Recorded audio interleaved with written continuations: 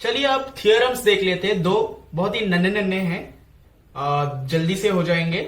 तो यहां पर जैसे मैंने आपको एक स्टिक दिया था, यहां पर भी अब मैं आपको एक स्टिक दूंगा, लेकिन अब उस स्टिक का एक जो लेंथ होगा वो स्पेसिफाइड रहेगा। तो समझ लीजिए मैंने आपको एक स्टिक दिया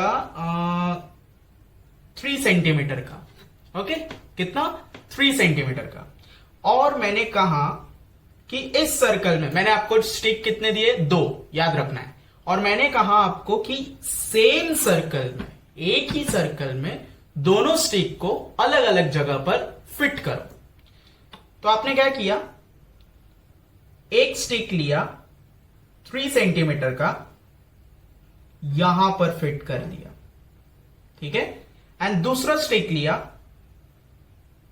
3 सेंटीमीटर का ही, क्योंकि मैंने 2 स्टिक दिया था आपको, और आपने एडजस्टमेंट करके दूसरे तरफ यहां फिट कर दिया, ठीक है। तो अब क्या होगा? अगर दोनों स्टिक का लेंथ सेम है तो सेम सर्कल में आप दोनों को कहीं पर भी फिट कीजिए। ये दोनों फिट करने के बाद ये दो जो आर्क आपको मिलेगा, ये वाला और ये वाला, ये दोनों भी क्या होगा? सेम होगा।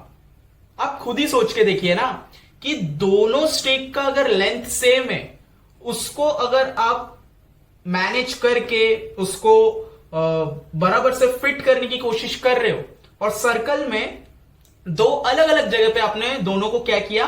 फिट किया, तो जो जगह अंदर बना है, या फिर ये जो आर्क के 2 इंटरसेक्शन पॉइंट बने हैं, ठीक है ना, और यहां पर भी जो 2 इंटरसेक्शन पॉइंट बने हैं, ये जो मेजरमेंट होगा इस आर्क का, इसका भी उतना ही होगा।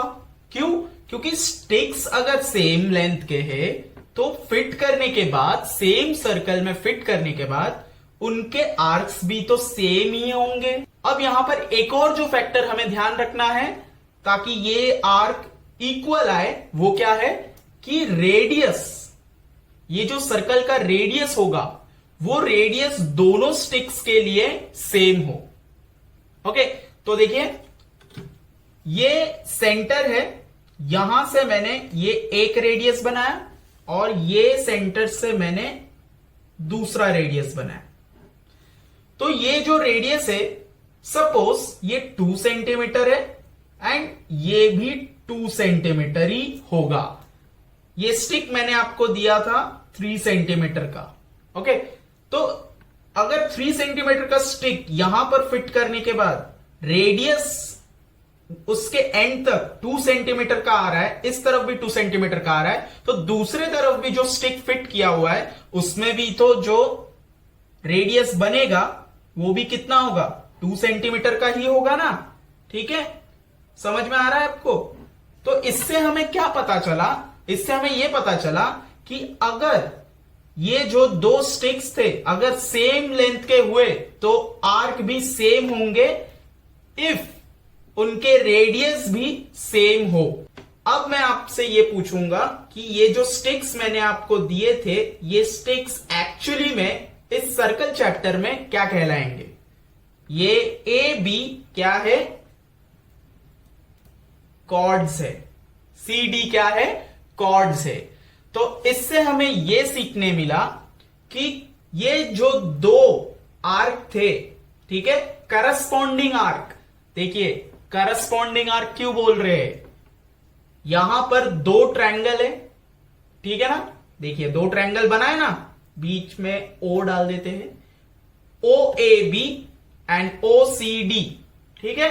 तो 2 ट्रायंगल है, तो 2 अगर ट्रायंगल है तो हम सिमिलैरिटी में क्या करते हैं? करस्पॉन्डिंग साइड्स, करस्पॉन्डिंग एंगल्स, इस तरीके से हम उसको सिमिलैरिटी प्रूफ करते। तो इसमें भी हम उसी तरीके से प्रूफ करेंगे, बराबर। तो उसी तरह जो आर्क्स होंगे उसको भी हम क्या बोलेंगे? Corresponding arcs. तो ये थियरम से हमें यह सीखने मिलता है कि corresponding arcs of congruent chords, यहां तक पहले समझ लेते हैं। करस्पॉन्डिंग आर्क्स 1 2 दोनों करस्पॉन्डिंग आर्क हो गए। Corresponding arcs of congruent chord, मैंने आपको बताया था ये ए बी और सी डी क्या है, कॉर्ड है, और मैंने आपको ये दोनों कॉर्ड दिया था कितने कितने सेंटीमीटर का, 3 सेंटीमीटर का। तो एक्चुअली में मैंने आपको जो कॉर्ड दिया था, वो जो दो कॉर्ड्स थे वो कॉन्ग्रुएंट कॉर्ड्स थे।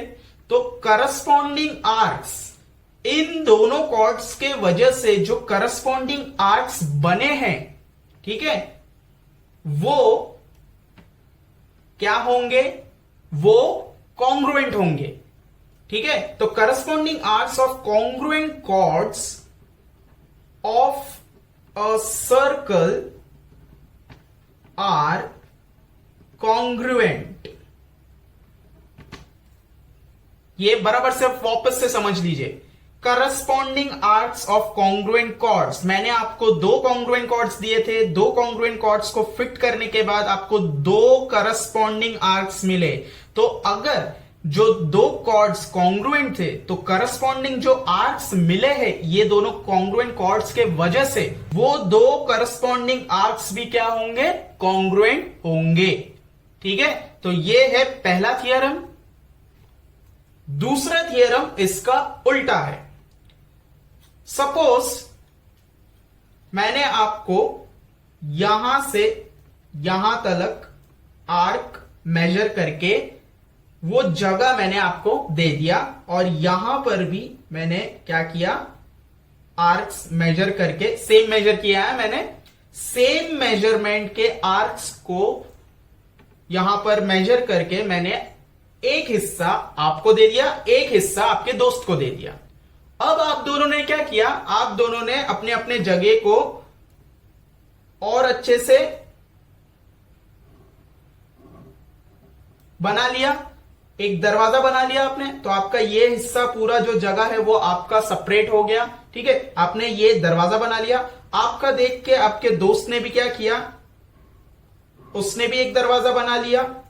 ठीक है, तो यहां पर मैंने आपको क्या दिया था, यहां पर मैंने आपको यहां से लेके यहां तक जो आर्क था वो सेम मेजर का मैंने आपको दिया था, आपको और आपके दोस्त को। लेकिन आप दोनों ने क्या किया, दोनों जगह को और अच्छे से बनाने के लिए आपने उसका एक गेट बना दिया। तो जो गेट आपने बनाया वो है ए बी, और आपके दोस्त ने आपका देख के जो गेट बनाया वो है सी डी। अब सवाल यह आता है, अगर मैंने आर्क सेम मेजर का आपको दिया था, तो जो गेट आपने बनाया है आप दोनों ने, आपने और आपके दोस्त ने, क्या वो दो गेट भी सेम मेजर के होंगे? तो हां होंगे। लेकिन यहां पर अगेन वो एक फैक्टर क्या रहेगा कि जो सेंटर से रेडियस बनेगा वो भी दोनों में क्या होना चाहिए, वो इक्वल होना चाहिए। ठीक है, तो इक्वल होना चाहिए मीन्स